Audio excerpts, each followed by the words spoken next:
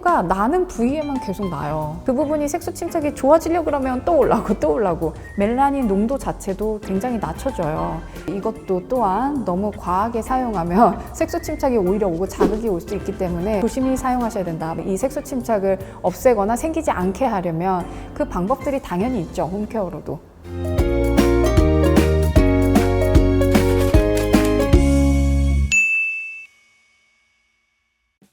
안녕하세요. B사이트 뷰티인사이드의 제이입니다. 오늘은 저도 겪었고 여러분들도 한 번쯤은 겪으셨을 색소 침착에 대해서 알아보려고 합니다. 그러면 색소 침착이 정확히 어떤 거죠? 이 색소 침착은 피부를 보호하는 작동 원리라고 보시면 될 것 같은데, 우리 기미라든지 주근깨들도 자외선으로부터 보호하기 위해서 피부 내에서 우산을 편다고 그 피부과 원장님이 표현하시잖아요. 그래서 똑같이 이 멜라닌 색소도 피부를 보호하기 위해서 작동한다라고 보시면 될 것 같아요. 그래서 왜 생기느냐 하면 티로시나제라는 효소가 있는데, 멜라노사이트라는 멜라닌 공장에서 티로신이라는 아미노산이랑 결합하면서 도파로 바뀌고 도파퀴논으로 바뀌고 멜라닌으로 바뀌고 이런 과정들이 있는데, 이건 너무 복잡하니까 그냥 데미지를 입거나 상처가 나거나 어떤 여드름 때문에 생긴 상처 혹은 그냥 고데기에 대인 상처, 어떤 상처든 상처가 나게 되면 속살이 나오잖아요. 이 세포를 보호하기 위해서 멜라닌들이 거기에 생성이 되고 이거를 자외선이나 자극으로부터 보호하려는 피부 활동 중 하나다라고 보시면 될 것 같아요. 그러면 색소 침착이 일어나는 주된 원인이 어떤 것들이 있나요? 이거 정말 여러 가지가 있잖아요. 우리 여성분들은 임신하시게 되면 여성 호르몬, 에스트로겐이나 프로게스테론 때문에 좀 변화하면서 출산이나 태아를 위해서 이 몸이 변화하게 되잖아요. 그렇게 되면서 똑같이 여성 호르몬이 증가하면서 이제 태아나 산모를 보호하기 위해, 그리고 또 출산이나 육아를 위해 준비하는 그 과정에서 호르몬이 작동을 하면서 이게 과다하게 되면 색소 침착, 임신선도 생기고 유륜이나 겨드랑이 부위 이런 것들이 색소 침착, 기미로도 발현하는 걸 말하는 거고, 두 번째로는 자외선, 자극에 의해서 피부를 보호하기 위해 생길 수가 있고, 세 번째는 노화가 되면서, 노인화가 되면서 좀 생길 수가 있고 피부가 약해지니까, 그리고 네 번째는 오피스에 사무실에 많이 오랫동안 딱딱한 의자에 앉아 계신 분들, 자세를 바꾸지 않고 앉아 계신 분들도 엉덩이나 이런 곳에 색소 침착이 생길 수 있습니다. 그리고 우리 있잖아요. 사타구니라든지 겨드랑이, 그리고 목 이런 부분 좀 옷을 꽉 껴입거나 같은 자세나 타이트하게 있는 상태에서 있으면 거기 혈액순환이나 림프순환이 안 되면서 그 부분도 색소 침착이 생길 수가 있다. 그리고 비만, 살이 급격하게 쪘을 때도 사타구니나 목덜미 같은 거 이렇게 까매진 거 보셨어요? 코끼리 피부화 된다고 막 표현하는데,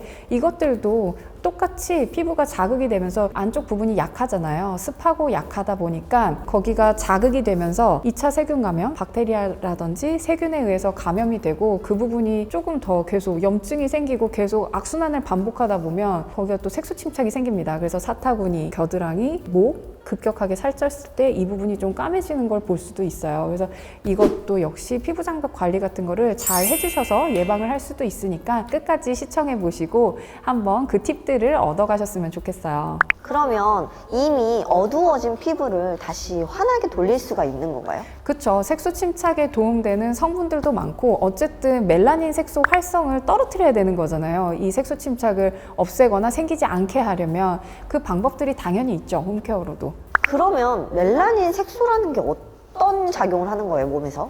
이 멜라닌 색소가 진짜 뭐냐면 눈 색깔을 결정하기도 하고 머리색을 결정하기도 하고 피부색을 결정하기도 하는 거예요. 그래서 우리 백인, 황인종, 흑인 이렇게 있잖아요. 이게 다 멜라닌이 다르거든요. 왜 보면 햇볕이 없는 나라, 북유럽 쪽 보면은 거기에는 피부색이 굉장히 밝을 거예요. 하얗게. 그 이유가 뭐겠어요? 해가 굉장히 짧으니까 비타민 D 합성을 하려면 자외선을 받아야 되는데 해가 짧은 거예요. 그러면 피부톤이 밝아서 자외선을 조금 더 받아야 돼, 이 사람들은. 그러다 보니까 피부톤이 굉장히 하얗고 멜라닌 색소가 좀 적은 거예요. 눈도 파랗고 멜라닌 색소가 적으니까. 멜라닌 색소가 많이 생성되는 사람일수록 피부가 어두운 편일 거고, 적게 생성되는 사람일수록 피부가 좀 더 밝을 편일 것이다. 사람의 눈 색깔, 그리고 피부 색깔, 머리 색깔들을 결정짓는다고 보시면 될 것 같아요. 그러면 제가 만약에 피부를 하얗게 만들고 싶다 이러면 이게 멜라닌 색소가 없는 게 좋은 거네요. 멜라닌 색소는 유전적으로 이렇게 활성되는 건 정해져 있잖아요. 그래서 활성이 안 되게 해야 된다. 이제 알겠어요. 그렇게 하면 좀 색소 침착이나 색소가 덜 생길 수 있다. 계속 관리를 해주셔야 돼요. 그 관리 방법이 선크림을 바르고 제일 기본적인 선크림 꼭 발라야 되고 잠 잘 자야 되고 식습관 개선해야 되고, 왜냐면 면역이 올라가야 되거든요. 몸이 염증이 많은 상태에서는 어떤 치료를 해도 어떤 걸 해도 사실 좋아지지가 않아요. 항상 전쟁 중인 상태잖아요, 몸이. 만약에 염증이 많으면. 그래서 항상 불을 꺼야 되는 상태이기 때문에 뭘 갖다가 발라도 뭐 어떤 치료를 해도 어떤 시술을 해도 받지 않으니까 항상 면역 관리 먼저 좀 중요하게, 그 다음에 같이 병행해서 피부 관리 같은 것들도 해주시면 훨씬 더 효과가 좋습니다. 그러면 시중에 색소 침착이라는 것을 그러면 저희가 생기기 전에 환경적으로 예방할 수 있는 방법이 따로 있나요? 예방할 수 있는 방법이 있죠. 제일 중요한 자외선 차단제. 그리고 피부 장벽이 건강한 상태여야 된다. 피부를 자꾸 보호하려고 이 멜라닌 색소들이 생긴다고 했잖아요. 그러면 우리가 뭘 해야 될까요? 선크림 우선 무조건 발라야겠죠? 그럼 선크림을 바르려면 피부 장벽이 튼튼해야겠죠. 건조하지 않고 피부 장벽이 건강한 상태여야 된다. 그리고 제일 중요한 스트레스 같은 것들이 없어야지 호르몬 불균형이 오지 않아서 이런 것들을 좀 예방할 수가 있어요. 그럼 만약에 스트레스를 받을 수밖에 없는 환경에 있거나 그 다음에 피부 장벽이 안 좋은 사람들은 따로 관리할 수 있는 방법은 없나요? 있죠. 따로 관리할 수 있는 방법. 우선은 제일 중요한, 계속 이전 편에도 계속 얘기했다시피 집에서 꼭 꾸준히 관리를 해야 하잖아요. 홈케어로. 첫 번째가 식습관, 그리고 운동하기, 두 번째가 잠, 세 번째는 스트레스 관리인데, 여기에서 중요한 것들이 피부를 보호한다고 했잖아요. 그러다 보니까 자극되는 것들을 조금 줄여 나가셔야 되고, 음식이라든지, 그리고 외부적으로 이 손상이 오는 것들 진짜 조심하셔야겠죠. 고데기라든지 화상 이런 것들 조심하는 건 당연한 거고, 자외선으로 자극이 오는 거, 선크림만 발라도 이게 충분히 예방이 되거든요. 그래서 선크림을 꼭, 그리고 양산, 모자 좀 쓰셨으면 좋겠다. 그리고 저는 항상 얘기를 하고, 여기에서 먹는 걸로 조금 더 덧붙인다면 비타민C 꼭 드셔야 되고, 당연히 비타민 E, 미네랄, 식이섬유, 이거 계속 똑같은 얘기를 하는데 이게 진짜 중요해요. 면역을 올리는 게 중요하니까. 생활 환경을 바꾸는데 오래 유지를 하되 가장 먼저 할 수 있는 가장 중요한 거는 자외선을 차단하는 게 가장 중요하네요. 무조건 제일 급한 건 자외선을 무조건 차단해야 된다.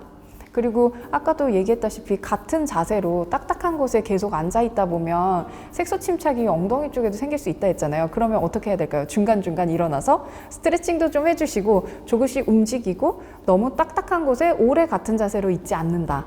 그러면 이미 생긴 색소 침착을 없앨 수 있는 방법도 있나요?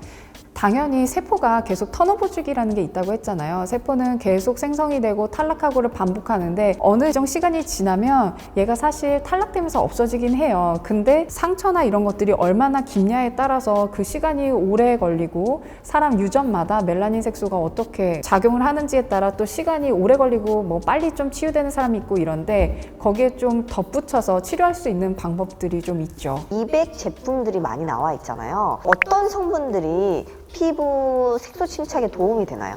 바르는 게 있는데, 바르는 거는 비타민 C를 발라야 돼요. 비타민 C는 정말 미백에는 빠질 수 없는 성분이잖아요. 똑같이 그 티로시나아제라는 그 효소를 막거든요. 활성하는 거를 막기 때문에 꼭 바르셔야 되고, 비타민이기 때문에 염증이 있는 상태나 상처가 있으면 굉장히 자극이 될 수가 있거든요. 그래서 그걸 좀 조심해서 염증이 없는 상태에서 비타민 C를 계속 꾸준히 발라준다?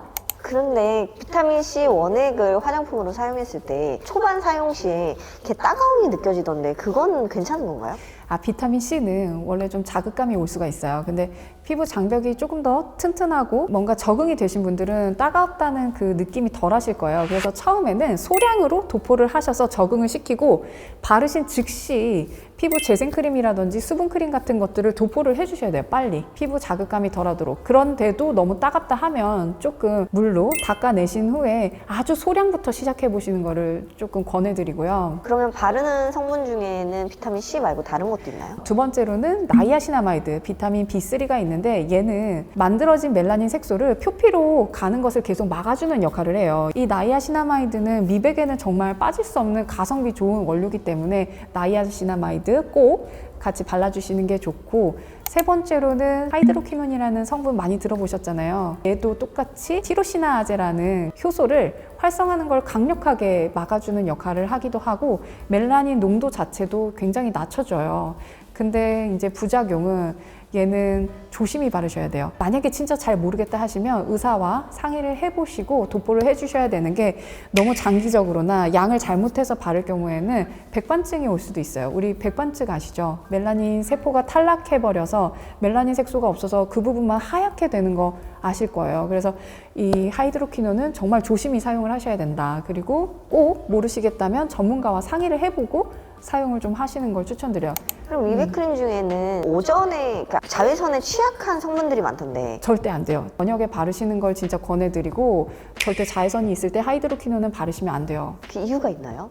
하이드로퀴논이 햇볕에 많이 반응을 하기 때문에 피부에 굉장한 자극감을 줄 수가 있기 때문에 밤에 바르시는 게 좋습니다. 좋습니다가 아니라 밤에 바르셔야 돼요. 알부틴이라는 성분이 있는데 알부틴 많이 들어보셨죠? 얘도 미백에서도 빠질 수 없는 성분인데 얘도 똑같이 멜라닌 색소를 자꾸 생성하는 티로시나제라는 효소를 억제하는 역할을 하기도 하고요. 직접적으로 생긴 색소를 좀 낮춰주기도 합니다. 그래서 이 알부틴이라는 성분도 굉장히 좋고요. 사실 많이 들어보셨을 거예요. 상처 흉터 젤이라는 그 연고에 많이 들어가는 성분인데 헤파린 나트륨이라는 성분과 헤파린 노이드라는 성분으로 많이 구성되어 있어요. 우리 많이 보셨던 뭐 노스카나겔 이런 거 들어보셨을까요? 하나로겔 뭐 이런 것들. 상처 재생과 상처 이제 흉터 없애는 거. 그 연고로 많이 나와 있는데 이 헤파린 나트륨 성분이 원래는 뭐냐면 하지정맥류 있으신 분들 다리에 바르는 연고인데 이게 똑같은 원리로 혈행을 개선하고 염증도 줄여주기도 하고 이 피부 응고되는 걸 막는다고 했잖아요. 그래서 저는 조금 검붉은 바로 생기는 상처가 지금 아물고 있는 상태에서는 그걸 바르면 조금 효과가 있습니다. 그래서 상처 겔도 보시면 양파 추출물이랑 알란토인이랑 헤파린노이드 혹은 헤파린 나트륨 같은 것들이 조합된 걸 보셨을 거예요. 이런 것들이 다 염증을 줄여주고 콜라겐을 합성시키려고 하고 혈행 개선을 하려고 이제 혈액 응고되는 걸 막으려고 다 이런 것들이 있는 것이니까 조금 이 부분에 이해가 되신다면 그것도 활용해 보시는 것도 괜찮을 것 같아요. 그리고 마지막으로는 우리 많이 알고 있는 비타민 A 성분이 있죠. 우리 많이 들어보셨던 레티놀, 레티날 뭐 이런 것들이 있는데 이것도 똑같이 세포 재생을 촉진시키잖아요. 그러면 이 색소 침착이 뭐예요? 바로 위에 표피에 색소가 앉은 거잖아요. 얘가 세포가 계속 자라나면서 탈락시키게 만들어야 색소가 빨리 없어지겠죠. 그래서 비타민 A를 사용해 보시는 것도 굉장히 좋은데 비타민 A가 너무 종류가 다양하죠. 에스터 형태부터 레티놀 유도체부터 좀 정확하게 사용하시는 게 좋은데 레티놀도 정말 다양한 형태로 구성되어 있어서 지금은 레티노익산, 레티노이드도 4세대까지 나와 있다고 하거든요. 좀 이거를 쉽게 설명을 드리면 레티놀의 에스터 형태인 비타민 A 유도체, 레티닐, 팔미테이트, 아세테이트 뭐 이런 것들이 있고 그 다음에 레티놀이 있고 좀 더 산화된 레티날이 있고 그 다음에 레티노익산이에요. 근데 우리가 시중에서 우리 많이 아는 스티바 A가 레티노익산, 레티노이드인데 그 연고가 좀 종류가 다양해요. 쓸 수 있는 게 제일 1세대였던 스티바 A 많이 들어보셨죠? 그 다음에 3세대로 나왔던 아크리프, 3세대인 아크리프, 트리파로텐이 있고 4세대인 디페린이라는 약이 있잖아요. 많이 바르실 건데 노화 예방으로 이거는 아다팔란이라는 성분으로 만들어진 건데 이 중에서 조금 조합을 해서 사용을 하시면 굉장히 효과가 좋아요. 그래서 아크리프는 엉덩이라든지 이런 색소 침착 있는 곳 섞어서 사용하시면 굉장히 유용한데 이것도 또한 너무 과하게 사용하면 색소 침착이 오히려 오고 자극이 올 수 있기 때문에 진짜 모르시겠다 하면 전문가와 상의를 하시고 사용을 하시는 게 좋습니다.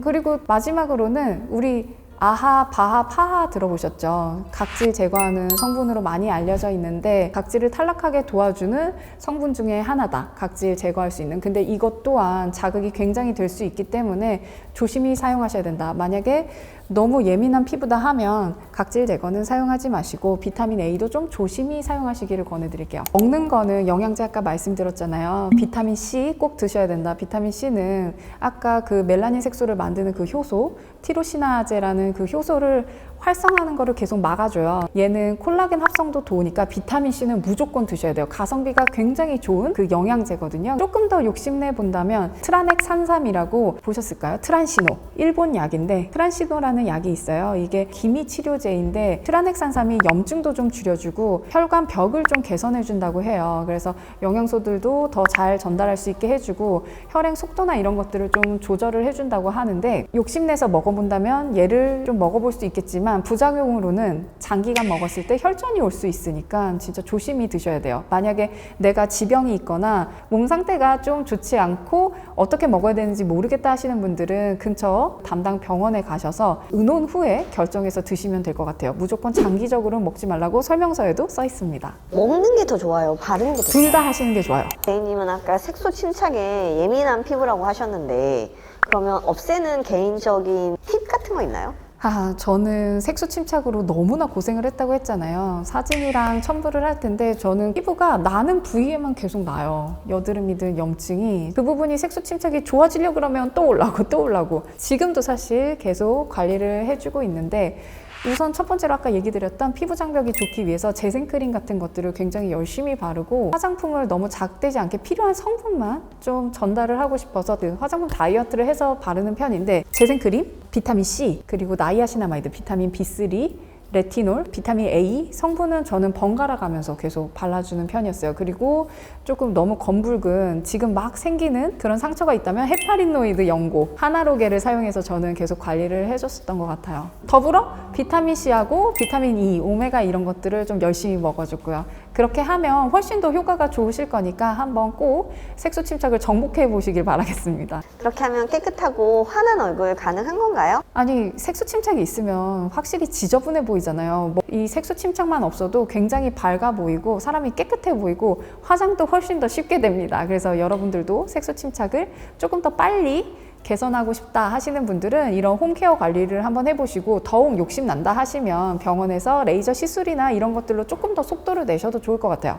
오늘은 이렇게 색소에 대해서 이야기를 나눠봤는데요. 이 원리들을 조금 더 이해하시고 나에게 맞는 성분들로 조합하셔서 좀 관리를 홈케어로만으로도 충분히 하실 수 있으니까 한번 시도해 보시기를 제가 오늘 권해드릴게요. 그래서 집에서 오늘 집에 있으신 화장품으로 한번 관리를 해보시고 밝은 피부를 유지하시길 바라겠습니다. 오늘 내용이 도움이 되셨고 재밌으셨다면 구독과 좋아요 부탁드리고요. 주위에 색소로 병원을 갈까 말까 혹은 어떻게 해야 될지 모르시는 분들이 있다면 함께 공유를 해주시고요. 저는 다음에 더 재미난 내용으로 찾아뵙겠습니다. 안녕!